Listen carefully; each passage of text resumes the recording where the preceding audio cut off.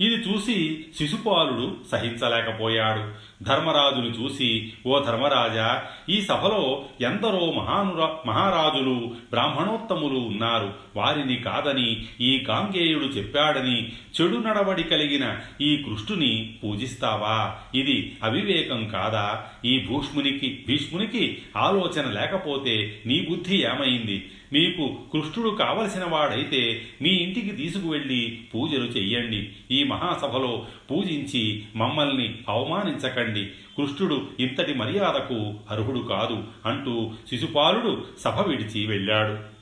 ధర్మరాజు శిశుపాలుని వెంట వెళ్ళి, శిశుపాల, నీ వంటి ప్రభువులు ఇలా పరుషంగా మాట్లాడతగునా? శ్రీకృష్ణుడు సాక్షాత్తు మహావిష్ణు అవతారం కనుక భీష్ముడు అగ్రపూజ చెయ్యమన్నాడు. లోకోత్తరుడని అందరిచే శ్లాఘించబడే కృష్ణుని నువ్వు ఇలా కాదనడం భావ్యమా అని శిశుపాలునికి నచ్చజెప్పబోయాడు. భీష్ముడు, ధర్మరాజా, శిశుపాలుడు బాలుడు, చెడు నడత కలిగినవాడు, పెద్దలను అకారణంగా నిందించేవాడు, కొద్దిపాటి రాజ్యం లభించగానే మదం ఎక్కినవాడు, వాడికి ధర్మాధర్మాలు తెలియవు. అతడిని ఒప్పించే ప్రయత్నం ఎందుకు చేస్తావు అని శిశుపాలును చూసి, శిశుపాల, బుద్ధిహీనుడా, శ్రీకృష్ణునికి అగ్రపూజకు అర్హత లేదా? ఇక్కడ ఉన్న రాజులందరూ జరాసంధుని నుండి విడిపించింది ఈ మహానుభావుడే కదా. బాలుడైన జ్ఞాన వృద్ధుడు పూజనీయుడే. అమిత పరాక్రమవంతుడైన క్షత్రియుడు పూజనీయుడే. శ్రీకృష్ణుడు మహాజ్ఞాని.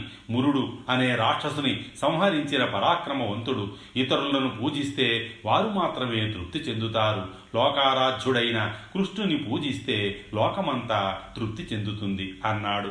ఇంతలో సహదేవుడు లేచి, శ్రీకృష్ణునికి అగ్రపూజ చెయ్యడం మా ఇష్టం కాదన్న దుర్జనులను నా పాదం క్రింద అణచివేస్తాను అంటూ పాదం ఎత్తి భీకరంగా నిలబడ్డాడు. సభ అంతా సహదేవుని భీకర రూపం చూసి భయపడింది. శిశుపాలుని సైన్యాధిపతి తన సైన్యాన్ని తమ పక్షాన ఉన్న రాజులందరినీ ఒకటిగా చేర్చి యుద్ధానికి సిద్ధమయ్యాడు. ఈ పరిణామానికి ధర్మరాజు కలత చెందాడు. భీష్ముని చూసి, పితామహ, ఆహుతులైన రాజులంతా కలత చెంది ఉన్నారు. తమరే శాంతింపచెయ్యాలి అన్నాడు.